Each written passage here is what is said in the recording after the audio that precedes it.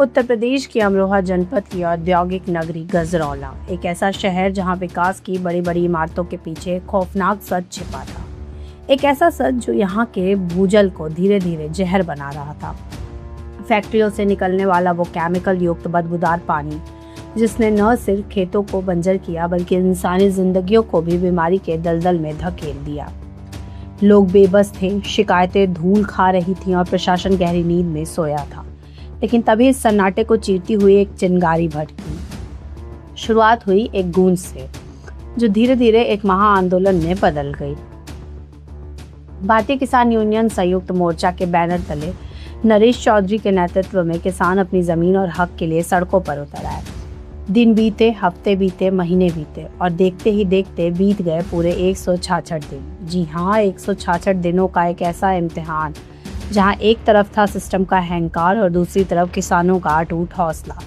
कड़ाके की ठंड हो या तपती धूप, किसान पीछे नहीं हटे। सवाल बड़ा था, क्या कॉरपोरेट की इस ताकत और पैसे के आगे इन बेबस किसानों की आवाज़ दबा दी जाएगी? क्या यह जहरीला पानी गजरौला की हमेशा के लिए किस्मत बना चुका हो?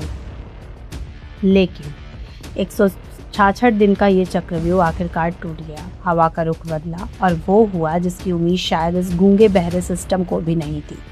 किसानों की चट्टानी एकता और उनके कड़े रुख के आगे आखिरकार प्रशासन के पसीने छूट गए और उसे घुटने टेकने ही पड़े। प्रशासनिक अधिकारियों की टीम खुद मौके पर आना पड़ा।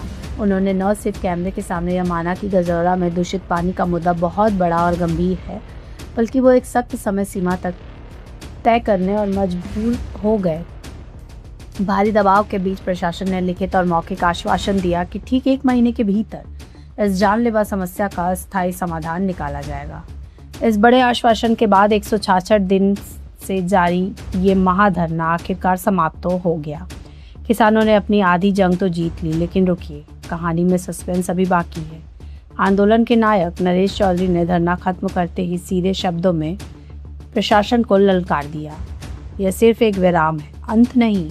अगर ठीक 30 दिन के बाद गजरौला के पानी से वह जहर गायब नहीं हुआ तो यह आंदोलन अगली बार इस रूप में नहीं बल्कि एक तबाही के रूप में वापस लौटेगा। गजरौला के लोगों की निगाहें अब टिक गई है कि घड़ी की सुइयों पर, क्योंकि अल्टीमेटम का काउंटडाउन शुरू हो चुका है। अब देखना यह होगा कि प्रशासन अपना वादा निभाता है या फिर गजरौला में फिर से कोई नया बवंडर खड़ा होने वाला है।